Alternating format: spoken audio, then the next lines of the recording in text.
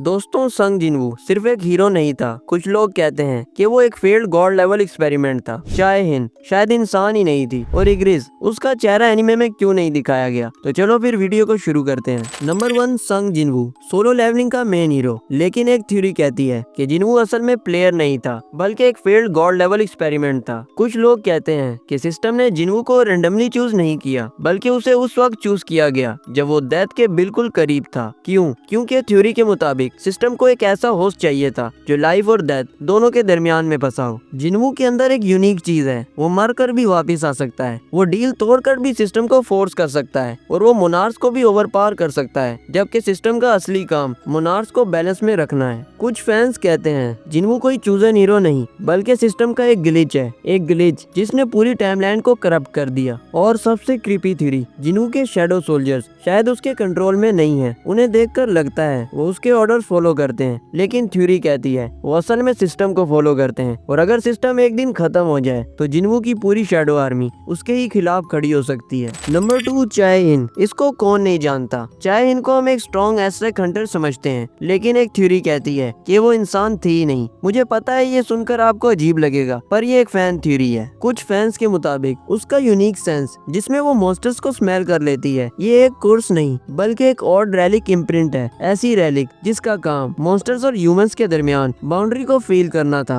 एक और थ्योरी कहती है कि चाहे हिन को मोनार्स ने पहले ही टारगेट कर लिया था, क्योंकि वो जिन रैलिक्स को गार्ड करती थी वो रैलिक्स एक्चुअली में एंटी मोनार्स सील्स थी। और रैलिक्स का मतलब एंशिएंट आइटम्स जिनमें मॉन्स्टर्स या मोनार्स लेवल पार होती है, उसे रैलिक्स कहते हैं। एक और स्ट्रेंज चीज, चाहे इनको जिनवू का स्मेल प्लेजेंट लगता है, जबकि बाकी सब के लिए वो स्मेल अनबियरेबल होता है। कुछ लोग कहते हैं जिनवू के अंदर दो चीजें चल रही होती हैं, एक शैडो मोनार्च की एनर्जी और एक ह्यूमन साउल की लाइट। चाहे इनका रैलिक सेंस लाइट को डिटेक्ट करता है, इसलिए वो जिनवू को टॉलरेट कर लेती है। और अगर ये थ्योरी सही है तो इसका मतलब चाहे इन इंसान नहीं बल्कि एक लॉस्ट रैलिक गार्डियन रेस से बिलोंग करती है। Number 3, ant king Biru. Biru जिसे हम आंट किंग के नाम से भी जानते हैं, सोलो लेवलिंग के सबसे टेरिफाइंग शैडोज में से एक। लेकिन एक थ्योरी कहती है कि बीरू की लॉयल्टी जिनवू के साथ रियल नहीं। जिनवू ने बीरू को बैटलफील्ड पर डिफीट किया था, लेकिन कुछ लोग कहते हैं कि बीरू की साउल पूरी तरह डिस्ट्रॉय नहीं हुई थी। शैडो बनने के बाद भी बीरू के अंदर वो पुराना रॉयल इंस्टिंक्ट अभी भी जिंदा है। एक डार्क थ्योरी कहती है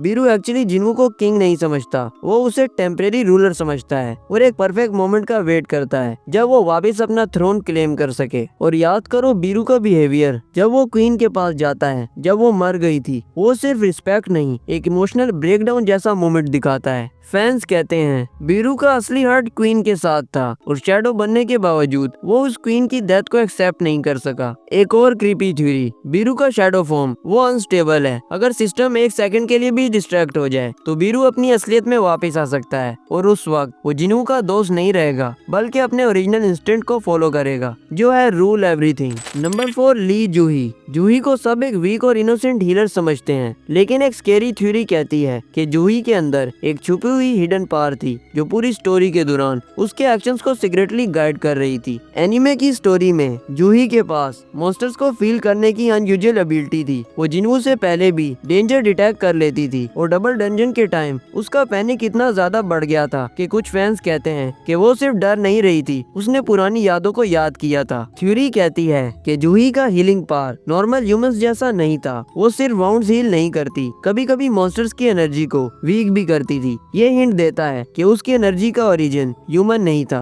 और सबसे क्रीपी पार्ट, फैंस कहते हैं कि सिस्टम ने जिनवू को इसलिए चूज किया क्योंकि जूही के अंदर एक हिडन पावर थी जो अगर एक्टिवेट हो जाती तो वो हीलर नहीं मोनार्च जैसे स्ट्रॉन्ग बीन बन जाती। अगर जूही अपनी असल पावर दिखाए तो वो मोनार्च के लिए एक रियल थ्रेट बन सकती है। नंबर 5, इग्रिस। इग्रिस जिनवू का साइलेंट नाइट, लेकिन कुछ लोग कहते हैं कि इग्रिस की लॉयल्टी भी फेक है। एक थ्योरी कहती है कि इग्रिस कभी शैडो मोनार्च का सर्वेंट नहीं था, बल्कि वो ओरिजिनली रेड नाइट मोनार्च का जनरल था, वो मोनार्च जिसका नाम रिकॉर्ड से मिटा दिया गया। इग्रिस का आर्मर, उसका डिसिप्लिन, उसका साइलेंस, ये सब उस लॉस्ट मोनार्च की टीचिंग्स थी। फैंस कहते हैं इग्रिस एक्चुअली जिन्वू को सर्व नहीं करता, वो सिर्फ मोनार्च ऑरा को सर्व करता है। और अगर कल जिन्वू की जगह कोई और मोनार्च लेवल एंटिटी आ जाए, इग्रिस बिना सोचे समझे उसकी अथॉरिटी एक्सेप्ट कर लेगा। एक और क्रीपी थ्योरी, इग्रिस का फेस कभी रिवील नहीं होता क्योंकि उसका असली चेहरा ह्यूमन नहीं बल्कि एक कुश रेड स्कल था, जिसे देखकर नॉर्मल इंसान फौरन ट्रॉमा में चला जाता। शैडो फॉर्म ने उसका फेस हाइड कर दिया, लेकिन असलियत वहाँ अभी भी मौजूद है। और अगर इग्रिस कभी अनमास्क्ड हो जाए, जिन्वू की शैडो आर्मी भी डर जाए। इन थ्योरीज को कोई कंफर्म नहीं कर सकता, लेकिन एक बात क्लियर है, सोलो लेवलिंग का वर्ल्ड जितना हमें सिंपल लगता है वो उतना ही डेंजरस और ट्विस्टेड है। दोस्तों ये फैन थ्योरीज हैं, तो मुझे कमेंट करके ये ना बोलना कि ये फेक या झूठ है। तो फिर आज की इस वीडियो में इतना ही। अगर तुम्हें ये वीडियो पसंद आई है तो नीचे कमेंट करके बताओ अगली वीडियो किस एनिमे के डार्क सीक्रेट्स पर बनानी चाहिए। और स्क्रीन पर जो वीडियो शो हो रही है डार्क एनिमे थ्योरीज, वो जरूर देखना। मैं तुमसे वहीं मिलता हूँ।